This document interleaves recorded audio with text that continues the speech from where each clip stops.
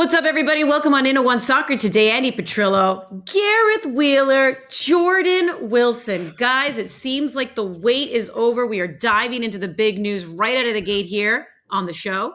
And a lot of credible sources from Fabrizio Romano to Florian Plettenberg of Sky Sports.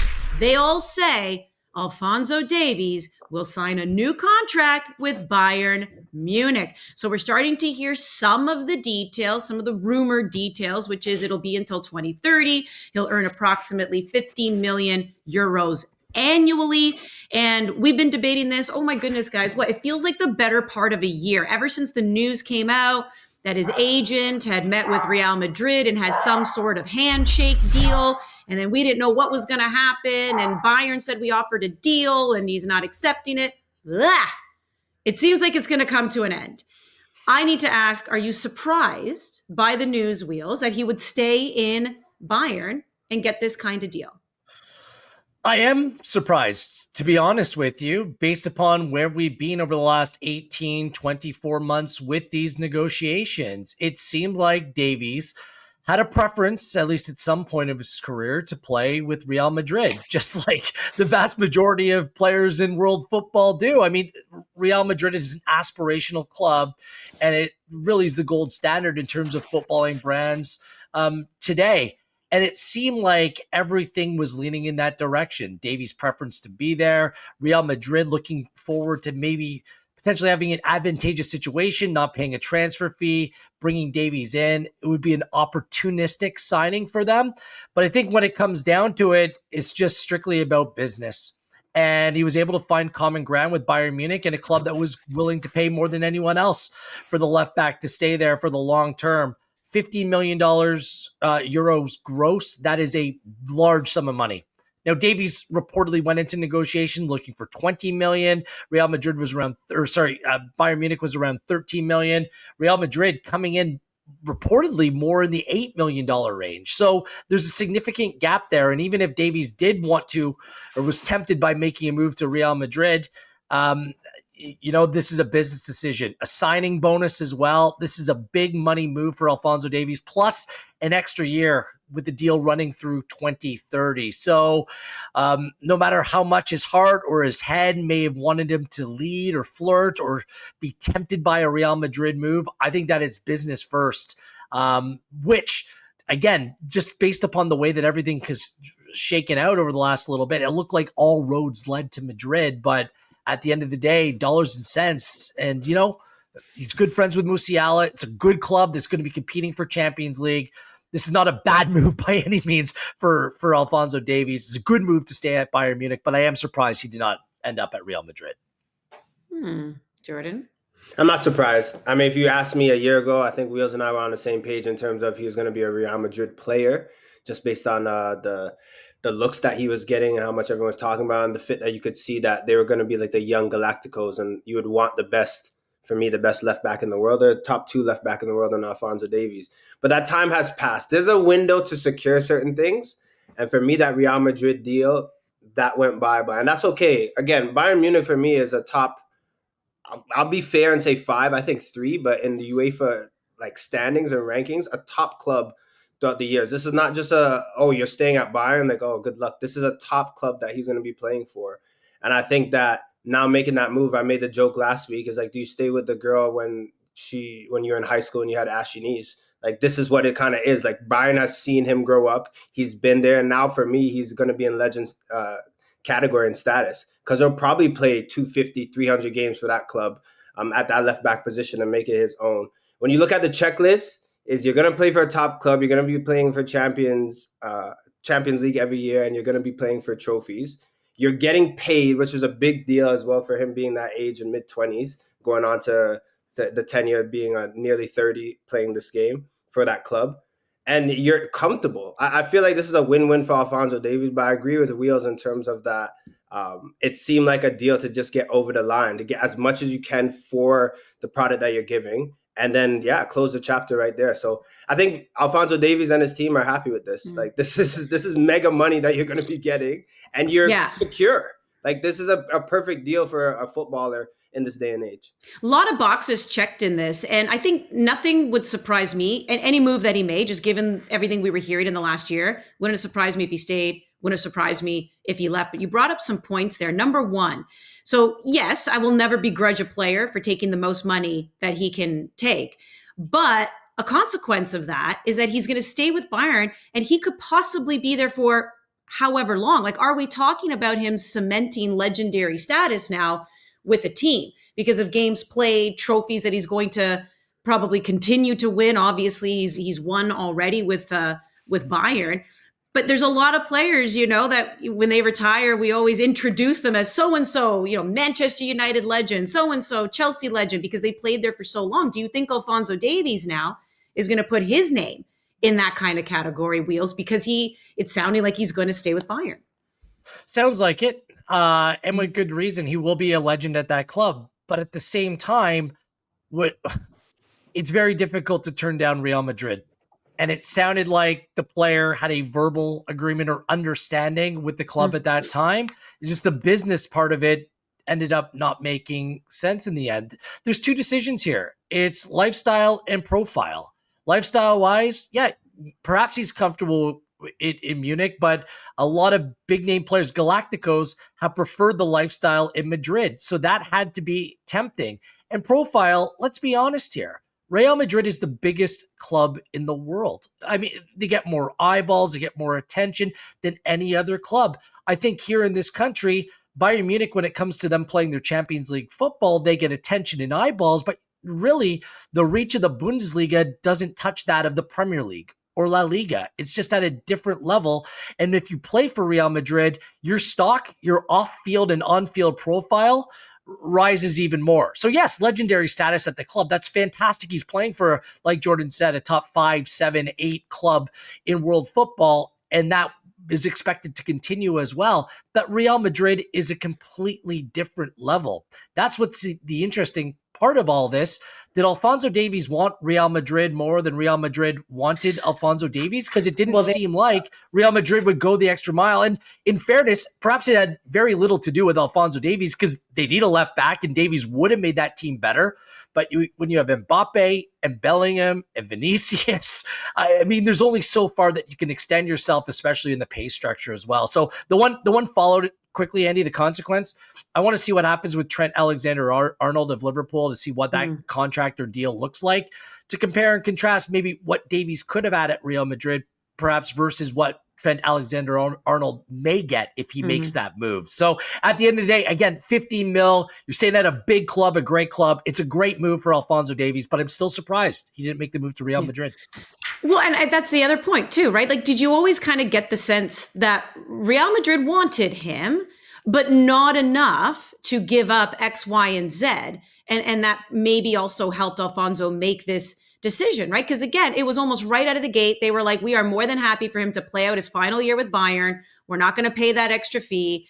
Then there was all this other chatter of like, well, if he's going to be available, great. If not, like, okay, like a little bit of shoulder shrugging going on. And maybe, again, that's not something personal, but it's to the fact that they're looking at their piece of the pie and only how much they can give to him versus how much they're already doling out for other people. And I don't know if at some point along the way, Jordan, you started to get the sense that Alfonso's camp was courting Real Madrid more than they were courting him.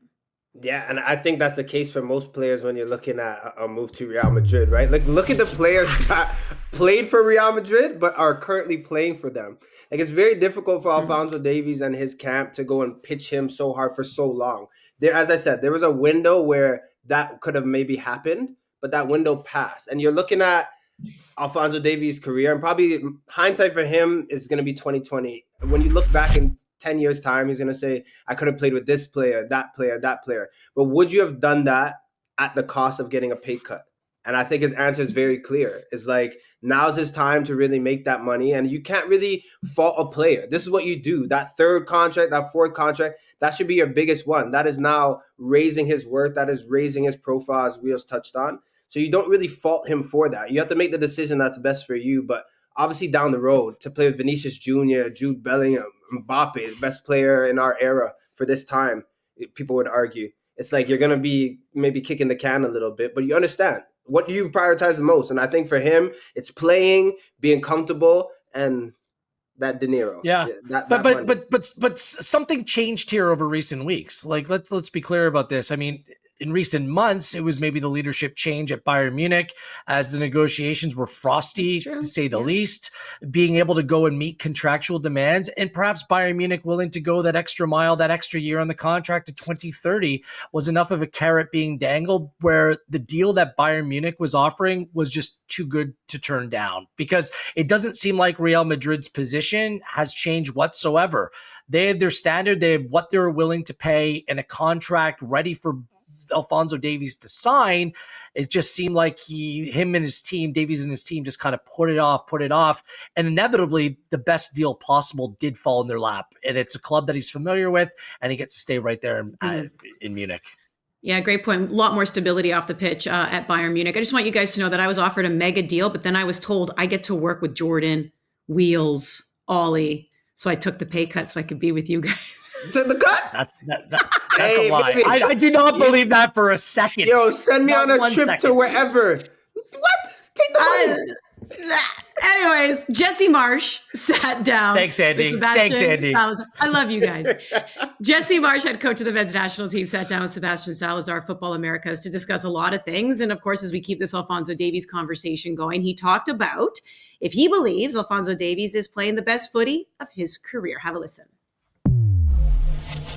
What about Alphonso Davies? You know, a player who's central to the program, a player who is linked with the biggest clubs in the world right now, who's playing for one of the biggest clubs in the world right now. And yet, if you listen to punditry, I think people would say that Alphonso is not having the year this year, or 24, that he had maybe in 22 and 23. Where do you think Alphonso's at in his career? I totally disagree. Really? I think he's one of the most... Is he playing his best football in his life right now? Yes, and he is one of the most important players to Bayern Munich. Really? And he plays every minute of every game that he can possibly play. And that's one of the reasons, even in the November window, that he didn't come in, because he was completely exhausted. Vincent Kompany trusts him, I would say, almost more than any other player he has on that roster. And one of the things that I've always thought about Alphonso, and he and I have talked about, even in him becoming captain and a leader in the national team, is he hasn't been essential to the makeup of Bayern Munich. I know a little bit about that team. Okay. I know a lot of the people that help run that club. I know what it's like to be there. And they've always relied on guys like Thomas Müller, Manuel Neuer, Joshua Kimmich. Yeah. And so now I think Fonzie's, it's not like he's a captain type for Bayern Munich yet, but he's becoming a bigger and bigger part of the fragment of what they are. And the figment of what they are. And that to me is an incredible development. And for me, he's performing at a very, very high level. All right, Wheels, best version of Davies that we've ever seen? I think so. And it's a testament to the player, because he's had the distraction, hovering over his head about what's in store for his future. And that can go on and either inspire players, or it can be a little bit of a weight around their ankle. And I think that this shows a great level of maturity from Alphonso Davies. I think his game is more well-rounded. He's more solid from a defensive perspective in terms of positioning, work rate, all of these intricacies of the game. I think he's taken steps in the right direction. So yes, he did have a difficult season last year, but he hit the ground running this year. I think that Jesse Marsh, I think that he deserves some plaudits in terms of his growth, empowering him with the national team. I think that was kind of maybe the next step that he needed. And that national team form and the way he's being utilized is a little bit different. And the voice and maybe the influence of Vincent Kompany, there's been a lot of factors that have gone into it. But at the end of the day, Andy, Davies deserves all the credit here, because I agree his game has evolved and he's probably in the form of his life. Jordan. That's the best version we've seen. Wheels is right. Marsh is right. At 24, he's starting to put all that you need to for a left-sided player together. And for me, when I watch him, no one can ever fault his pace or his strength or his 1v1 ability going forward. But things that needed to improve were, as Wheels touched on, his defensive positioning, but also his service. And I think you could see now that he's starting to be a footballer.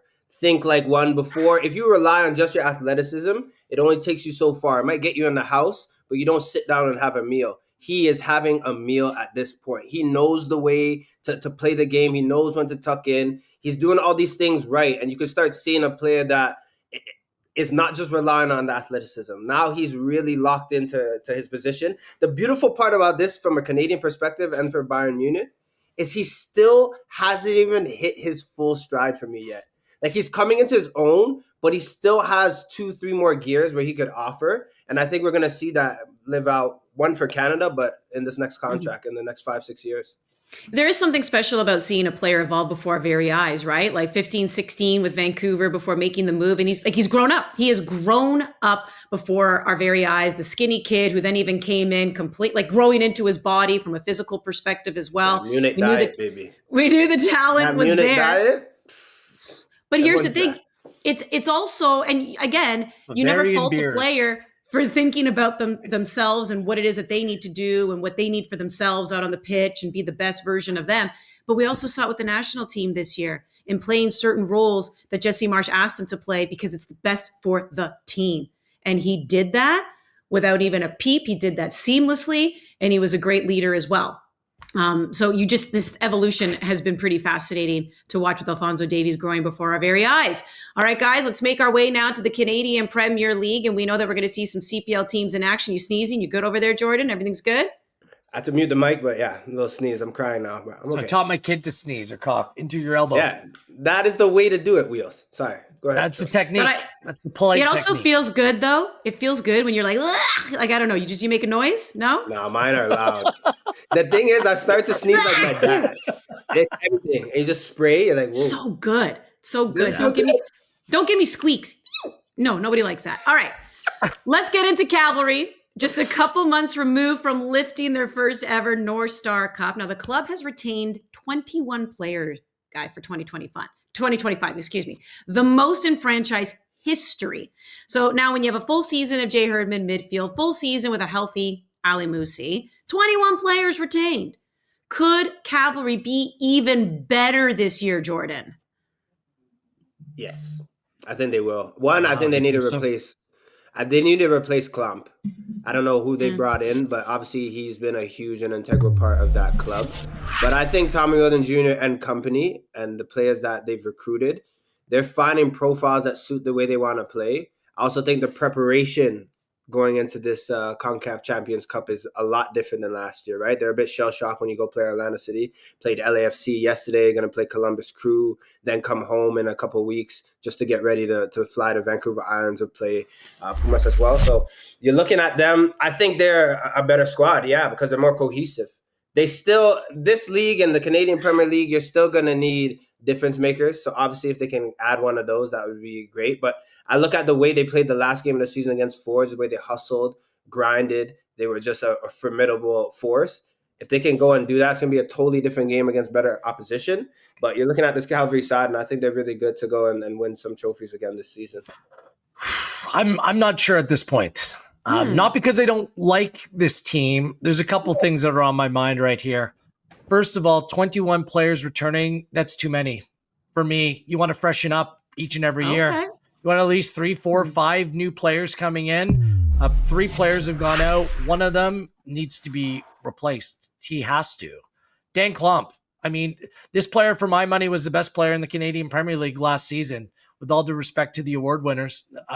Klump, just the role that he played, they don't have a player that's like him. I'm not sure if they can replace him with a like player either. Look, I like their other defensive options. I thought Callum Montgomery, I want to see him full season playing every game. I think he could be a real good player in this league, but I still think that Klump needs to be replaced. Secondarily, like up top, I think they need more depth. Warshevsky, Musi, 2 real difference makers. But once either one of them came out of the game, and especially we noticed when Ali Musi missed some games through injury, they weren't the same team. I just think that the depth in the attacking areas, you need to bring in some different types of options. There are some decent options like Lowell Wright. We'll see if he can make the jump into, being potentially that impact understudy under Tobias Warshevsky. But certainly I think that you need a little bit more depth in attack to for this team to take even another step. Like, they were really good last year. They only lost 3 games. Like, it was wild.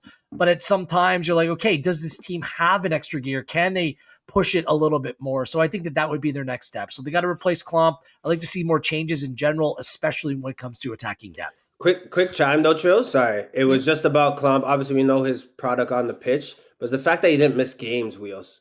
Like, you knew you could just rely on him playing the Iron Man. He would play every minute, wouldn't complain, and you knew what you would get. So they need someone similar to that that's going to play 26, 27 games this season. Well, so let me ask you, set piece goals from Klomp, huge. And Jordan, you call them like the John Stones of the Canadian Premier League.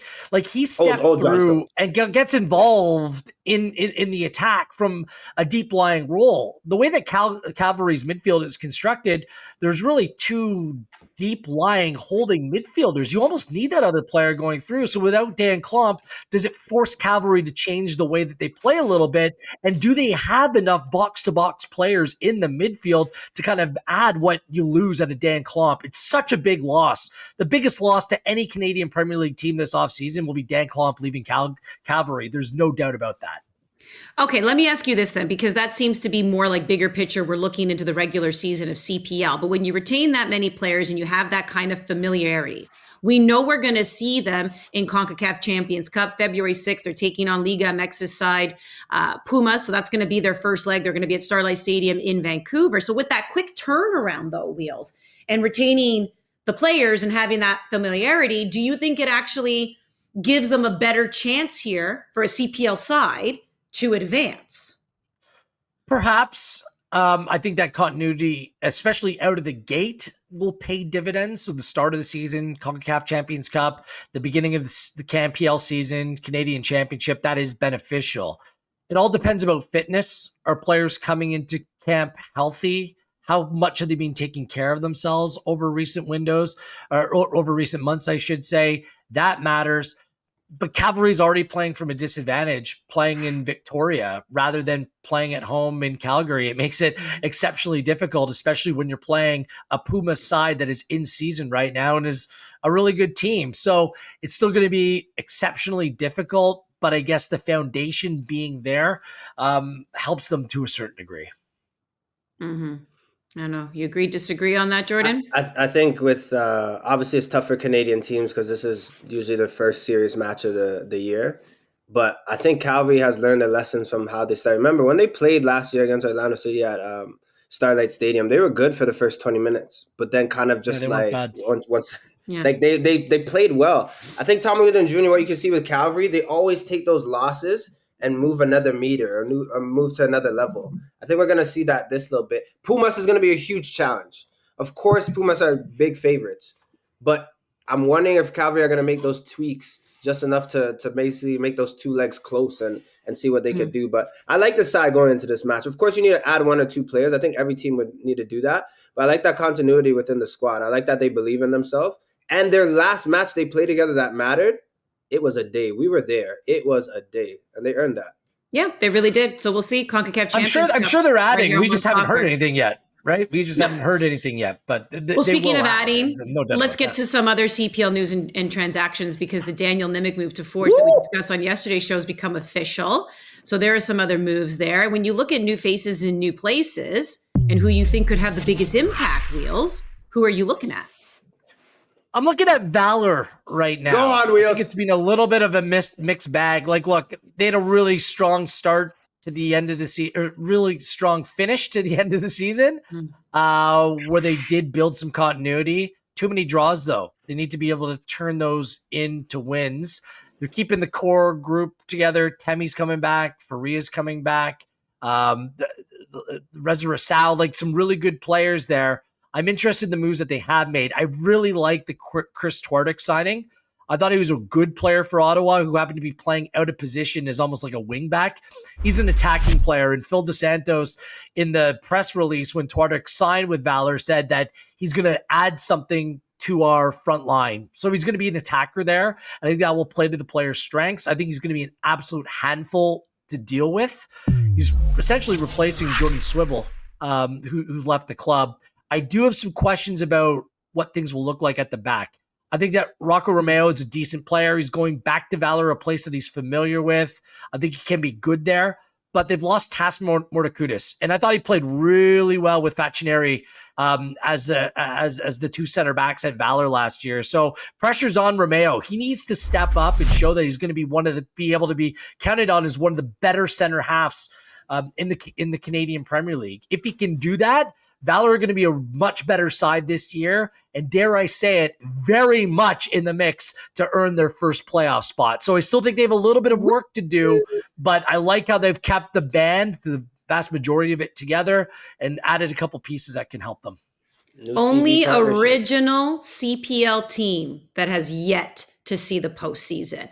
Let's look at your former team in York United and their moves there. Jordan? I like the moves. I like the fact that with York United, they've always talked about being in the community, and I think signing players that suit the club but are also from the area. You look at Stephen Yates as well. This is a guy who bleeds Toronto, like loves the GTA, is going to be playing for York. I love that Mario Eustachio, the fact that he's going to be a head coach and a manager. I always wondered how much say he would have with certain players coming in.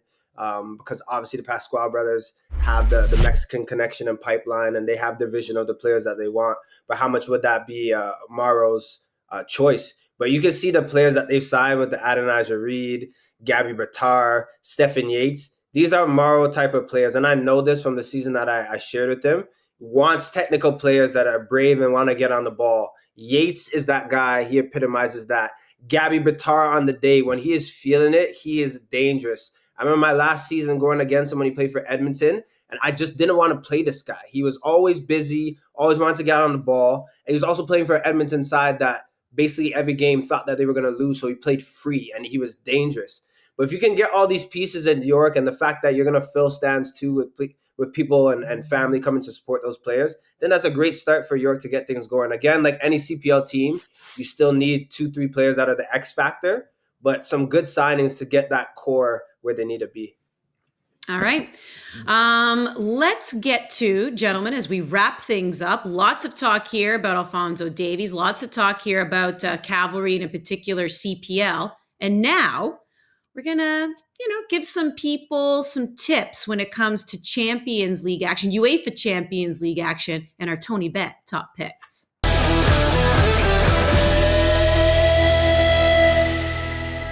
So we've got PSG, Manchester City. You got Feyenoord taking on Bayern. I want to talk about Alphonso Davies if you think he's going to score. Celtic Young Boys. Take it away, Wheels. Come on, Wheels. All right. Well, PSG Man City is the big game. Like PSG's 25th. They're outside of the top 24, and City's only in 22nd on 8 points. Like this is like kind of a must win. Rather than picking a side, like PSG's data and analytics playing in the Champions League, they're not being rewarded for the work that they put in. I think they're the better play here. And if I was to pick a side, it would be PSG. I like over the goal total at 3 in this game because City certainly have their defensive frailties. They've turned things around. They're undefeated in their last 6, but they haven't really played anyone. They played a really soft schedule. So I like over the total there. In Feyenoord, Bayern Munich, same thing. I like over the total in this game as well.